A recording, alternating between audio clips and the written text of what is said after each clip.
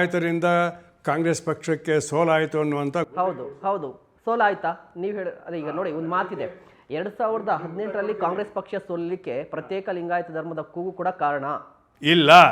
ಯಾಕೆ ಹೇಳ್ತೀನಿ, ಶಿವಕುಮಾರ್ ಅವರು ಇದನ್ನು ಕಾಮೆಂಟ್ ಹೌದು ಡಿ ಕೆ ಶಿವಕುಮಾರ್ ಅವರು ಕೋಟ್ ಮಾಡ್ತಿರ್ತಾರೆ ಆಗಾಗ.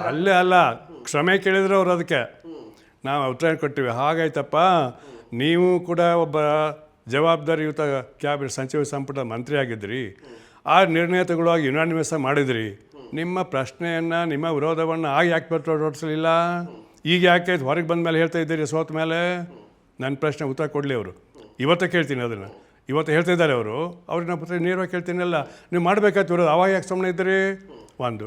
ಎರಡನೇದು, ನಾವು ಇಂಥ ಸ್ಟೇಟ್ಮೆಂಟ್ ಕೇಳಿ ಬಂದ ಮೇಲೇ ಒಂದು ಕಾಲೇಜ್ ಸಿದ್ದರಾಮಯ್ಯ ಮಾತನ್ನು ಹೇಳಿದ್ದಾರೆ ಅಂತ ನಾನು ಕೇಳಿದ್ದೀನಿ. ಅದಕ್ಕೆ ಆಧಾರ ಇಲ್ಲ ನನಗೆ, ಅದಕ್ಕೆ ಅದ್ರ ಬಗ್ಗೆ ಹೇಳಲ್ಲ.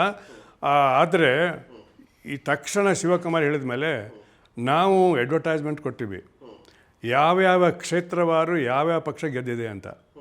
ಅಲ್ಲಿ ಎಲ್ಲೆಲ್ಲಿ ನಮ್ಮ 5 ರ್ಯಾಲಿಗಳು ನಡೆದಿದೆ ಅಲ್ಲಿ ಮೊದಲನೇಕ್ಕಿಂತ ಹೆಚ್ಚು ಸೀಟುಗಳನ್ನ ಕಾಂಗ್ರೆಸ್ ಗೆದ್ದಿದೆ.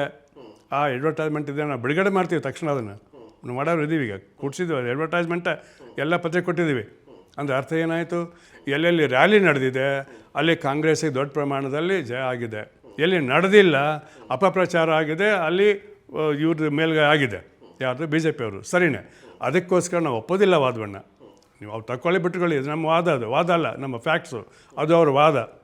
ಹಾಗಿದ್ದರೆ ನಿಮಗೆ ಲಿಂಗಾಯತ ಎಷ್ಟು ಓಟ್ ಹಾಕಿದ್ರು, ಬೇರೆ ಎಷ್ಟು ಓಟ್ ಹಾಕಿದ್ರು ಕೊಟ್ಬಿಡಿ ಅಂತೇಳಿ ಕೌಂಟ್ ನನಗೆ ಅವರು. ನಾನು ಹೇಳ್ತೀನಿ ಉತ್ತರವಾಗಿ, ನಾನು ಫ್ಯಾಕ್ಟ್ಸ್ ಬೇಸ್ ಒಪಿನಿಯನ್ ಕೊಡ್ತೀನಿ ಹೊರತಾಗಿ ಅನ್ಟ್ರೂತ್ಫುಲ್ ಒಪಿನಿಯನ್ ಕೊಡೋಕ್ಕೆ ಹೋಗಲ್ಲ.